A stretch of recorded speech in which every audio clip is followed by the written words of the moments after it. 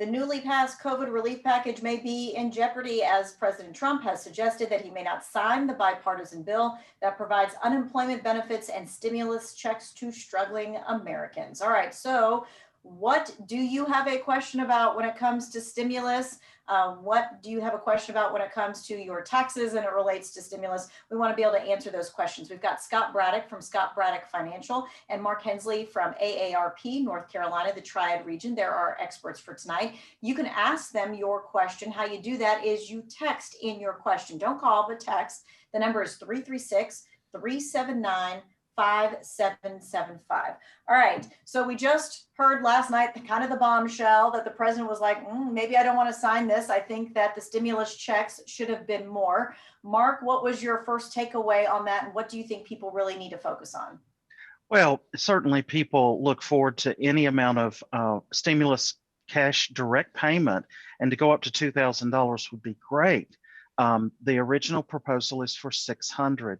But this still leaves out some of our most vulnerable Americans. The current proposal would still leave out those elderly and disabled people who are lower income enough that they are counted as a dependent on another adult's taxes. So the child dependent amount is the age is 17 years and younger to get $600 for a dependent, but no provision for those adult dependents right now. And I also don't know if it has a provision for those who are like the college age as well, because if you're counted as a dependent from your parents on the taxes, you're not going to get that. So yeah, the bill states that the 600 would go toward each dependent child under 17 years of age. Again, if you didn't get a stimulus in the first round in the spring, the way this bill is written now, you would not receive any stimulus for the second round. Mm-hmm. All right, Scott, what is your initial thought before we get to the questions? You know, what I found interesting is how the stock market responded to this announcement.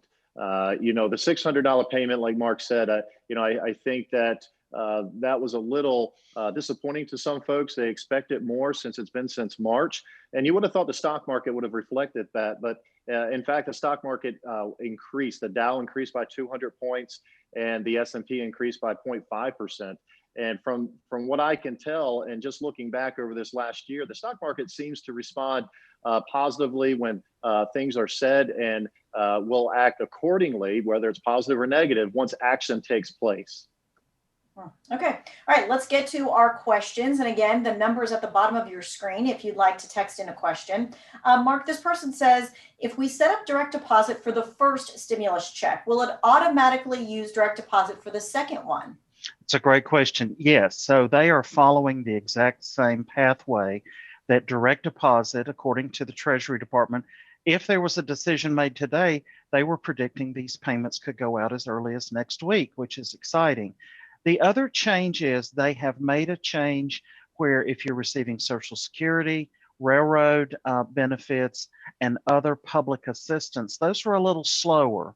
The experts are saying now that will be deployed in the same timely manner with other direct deposits. Mm-hmm. So hopefully they fixed whatever glitch that was the first time around. Yep.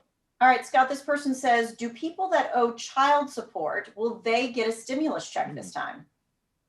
So just to clarify first, there is a difference between owing child support and owing back child support. If you owe child support, anticipate receiving the stimulus. If you owe back child support, your stimulus check is going to go towards that debt that you owed. And really, that's the only type of debt that would cancel you out from receiving the stimulus. If you owe back taxes even, you're still going to be entitled to the stimulus check.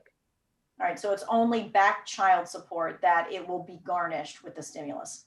That's Mark, correct. This person says, what if I no longer bank with the institution that I got my first relief check from? Can I update the bank information, or are they going to send me a check?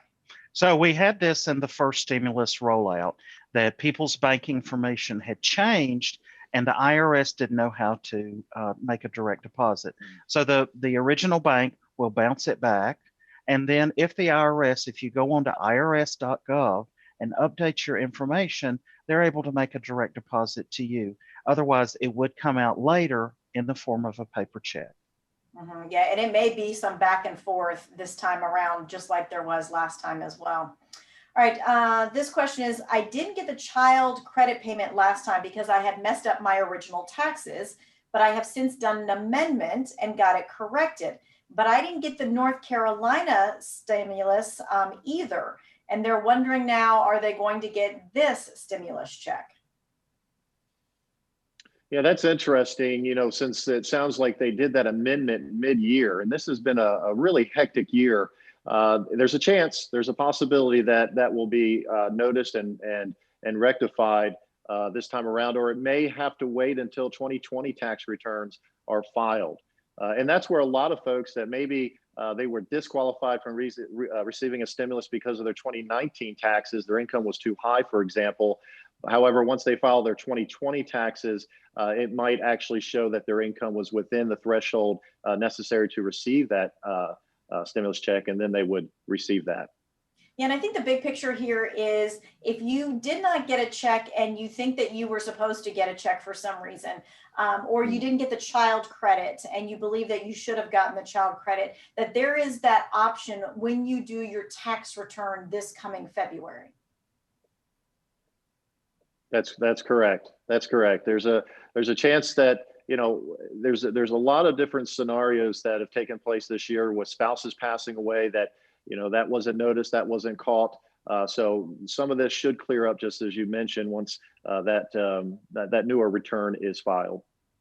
So this is kind of a follow-up question mark. The person is saying, is the IRS going to allow us to update our bank information and address before sending them the wrong places like last time? So Right. I'm imagining if this person who just asked did update their address, it would go to the right one this time. Right. So if you remember, the IRS changed their website, that's irs.gov, and they added some specific buttons to the stimulus payment. And one of those was to get my payment, and you were able to enter your information. There also, later on in the summer, they added a toll-free number to actually contact the IRS. Now, as we told people, if you call in the middle of the day, you're going to wait. So call early in the morning or late at night.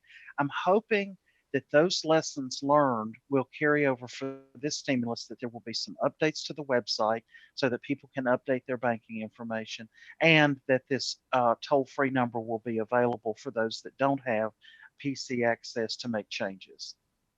Yeah, you hope that since we've done this one time and we learned all different kinds of things during that time, that would be passed on. All right, we're going to continue to take your text questions about stimulus and your money, how it affects your tax returns.